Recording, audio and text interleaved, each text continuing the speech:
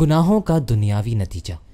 سبینہ سلیم کی طرف سے ایک بہت ہی دلچسپ نکتہ سامنے آیا ہے۔ ان کا سوال موسیٰ علیہ السلام کے ساتھ پیش آنے والے واقعے کی بنیاد پر ہے، جس میں موسیٰ علیہ السلام نے ایک شخص کو غلطی سے مارنے کے بعد اللہ سے توبہ کے لیے رجوع کیا۔ اللہ نے ان کی توبہ کو قبول کیا، لیکن اس کے باوجود بھی اس ایک عمل کی وجہ سے ان کو بہت ساری مشکلوں کا سامنا رہا۔ ان کو اس جگہ کو چھوڑنا پڑا اور ایک طبقے نے جان سے مارنے کا حکم جاری کیا۔